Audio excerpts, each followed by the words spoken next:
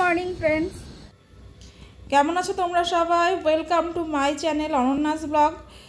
আর এই যে দেখো, এটা হচ্ছে একটা সুন্দর ছাদ বাগান, আর ছাদ বাগানের মধ্যে একটা সুন্দর ঘর। এই ঘরেই আমরা কালকে রাত্রে শুয়েছিলাম। আর এই যে দেখো, ছাদ বাগানে কত ফুল গাছ, আর এই দেখো একটা লাউও হয়ে আছে। তো এই সুন্দর ছাদ বাগান সমেত বাড়িটা, এটা কার বাড়ি? তো সেটা জানতে হলে তোমাদের তো এই ভিডিওটা পুরোটাই দেখতে হবে।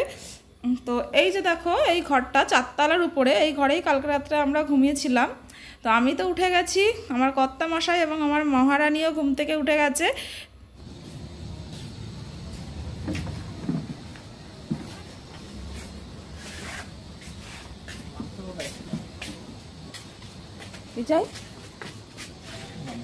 গামছা যাই না আমি, গামছা কোথায়? মাম্মা কি করছো? হাই ফ্রেন্ডস করে দাও।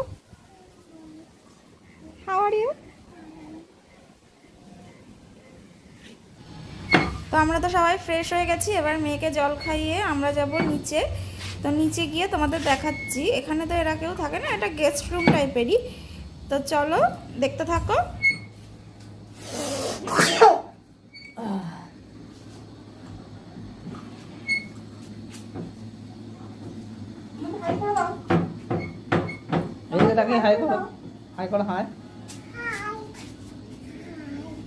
কি কিনেছো কালকে? তুমি কি কিনেছো দেখাও। ওয়াও, খাটে বস, খাটে বস। এই যে দেখো, আমাকে একা রেখে বাবা আর মেয়ে টুক করে নিচে নেমে গেল যাতে আমি ভিডিওটা না করতে পারি। তো আমরা ছিলাম 4 তলায়, এখন আমরা যাব দোতলায়।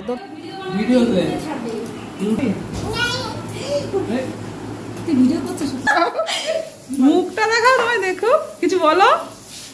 হ্যাঁ, কি বলবো বল? রান্না করতে কেমন লাগছে সেটাই বলো।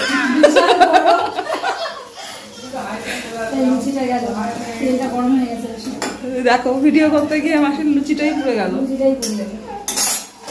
মাম্মা তুমি কি করছো? আর এই যে এইখানে দুজনে খাওয়া দাওয়া করছে।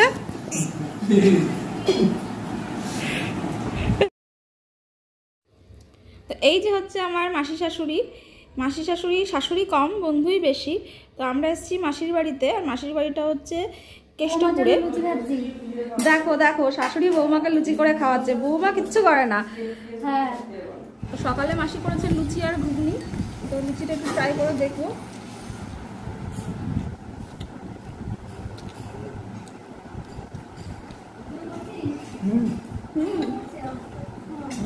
দারুণ হয়েছে, দারুণ। আর না ওরে বাবা,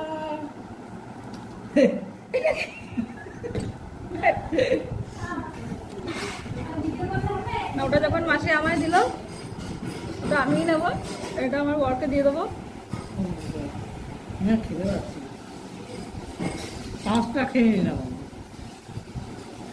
এই সাইজের লুচি, তাও আবার 4টে নিয়ে এসছি, আবার আরেকটা এসে দিয়ে গেছে। তাহলে বুঝে দেখো অবস্থাটা। তো চলো তোমাদের এবার মাসির বাড়িটা একটু ঘুরে দেখায়। আর প্রথমেই শুরু করছি মাসির ছেলের ঘর, মানে আমার দেওরের ঘর দিয়ে। আর এই ঘরে যে আঁকিবুকি দেখছো সব আমার দেওরের নিজের হাতেই আঁকা। এই সামনেরটা হচ্ছে আমার মাসির ঘর, আমার কর্তা মশাই এবং আমার মা জননী খাচ্ছে। কোনো কাজ নেই, একদম আমার কোনো কথা শুনছে না। বলছে স্নান করো, স্নান করো, একটু বেরোনোর প্ল্যান আছে, কিন্তু দেখো কোনো কথাই শুনছে না। আর এই যে এইদিকে হচ্ছে মাসির ড্রয়িং রুম, এখানেই বসে আমরা আড্ডা টাড্ডা মারি আসলে। আর ওই যে মাসি এখনো রান্না করছে। মাসি হ্যাঁ বলো। শুধু শুধু তাকাও, তাহলেই হবে, কিছু বলতে হবে না। হ্যাঁ, তুমি খালি তাকাও, তাহলেই হবে।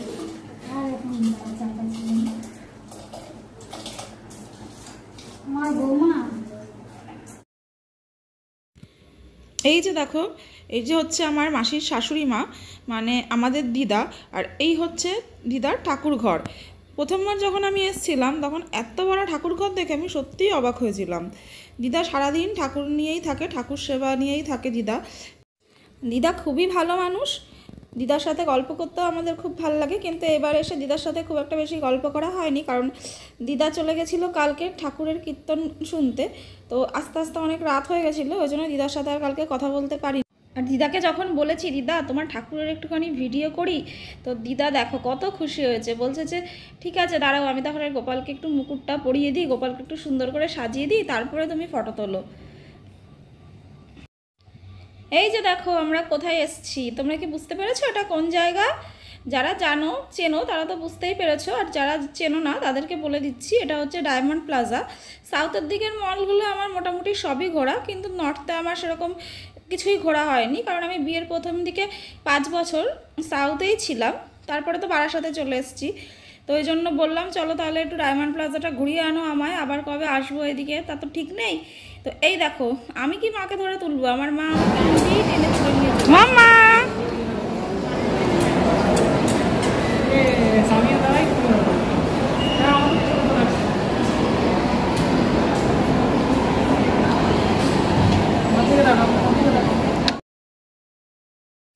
তো ডায়মন্ড প্লাজায় আমার সবথেকে ভালো যেটা লেগেছে সেটা হচ্ছে এই দোকানটা। তো এখানে এত জুয়েলারি কালেকশন দেখে তো খুবই ভালো লাগলো, বরকে বললাম যে আমার একটু কিনে দাও কিনে দাও কিনে দাও, কিন্তু এত কিপটে হয়ে গেছে যে একটা কিচ্ছু আমায় কিনে দিল না। আর এইদিকে যেই গেম জোন দেখেছে আমার মামামকে আর পাইকে, তিনি তো এক দৌড়ে চলে গেলেন, এখন আমাদেরও তার পেছন পেছন ছুটতে হচ্ছে। তো মহারানী এখন গেম খেলছেন না, আমরা তাকে গেম খেলতে দিই না, তিনি জাস্ট এগুলো নিয়ে একটা নাড়াচাড়া ঘাটাঘাটি লাফালাফি করে। আর এদিকে পাপা তাকে চকলেট খাওয়াচ্ছে। তো আবার ছুটতে আবার অন্য কোথাও একটা দেখতে পেয়েছে কিছু, এই যে কোনটায় উঠবে কি করবে ঠিক পাচ্ছে না, তো এটার ওপরেই চড়ে বসলো। দেখো হনুমান একটা, আমার মানে লেজ, আমি তো বলি আমার লেজ কাটা হনুমান।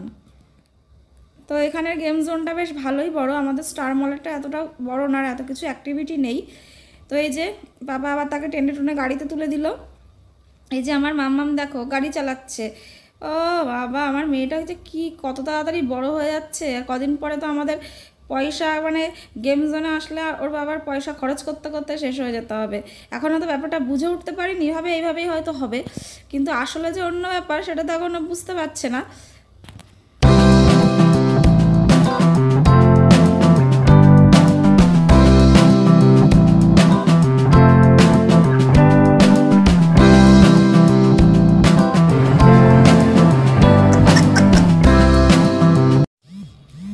একজনকে দেখো এখানে বসে রিল্যাক্স করছে, আর আমি ওইদিকে মোবাইলে ভিডিও করছি, আবার মেয়ের পেছনে ছুটেও বেড়াচ্ছি। আর আমার মাম্মাম তো একবার এই রাইড একবার ওই রাইড। এই যে আবার দেখো আমি তাকে স্কেলারেটরে কি নামাবো, তিনিই আমায় টেনে টেনে নামিয়ে দিলেন। ম্যাডাম তো এখান থেকে যাবেনই না, তো বাবা তাকে পাচাগোলা করে নিয়ে যাচ্ছে। আর আবার তিনি এখানের লোকজনদের সাথে খাতির করে কিছু বেলুনও আদায় করেছে।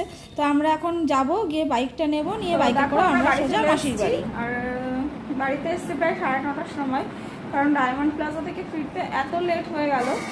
আর তারপরে মেয়ে এসে খেয়ে দিয়ে একটুও ঘুমালো না, সারা দুপুর কাকার সাথে ঠাম্মির সাথে দুষ্টুমি করলো, করে 7টার সময় যখন আমাদের বেরোনোর টাইম, ঠিক সেই টাইমেই ও ঘুমিয়ে গেল।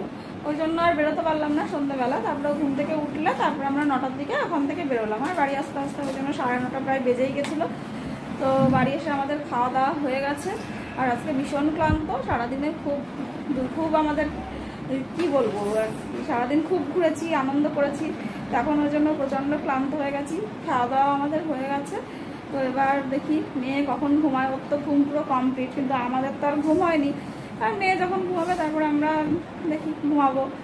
তো চলো এখনকার মতো তাহলে আর ব্লগটা এখানেই শেষ করছি, ব্লগটা আর বেশি বড় করবো না। তোমাদের ভিডিওটা ভালো লাগলে তোমরা অবশ্যই লাইক করো, শেয়ার করো, আর ভিডিওটা কেমন হলো সেটা অবশ্যই আমাকে কমেন্ট করে জানিও। আর যারা আমার চ্যানেল নতুন দেখছো তারা অবশ্যই সাবস্ক্রাইব করো, আর পাশে থাকা বেল আইকনটা প্রেস করো। আর সবাই ভালো থেকো, সুস্থ থেকো।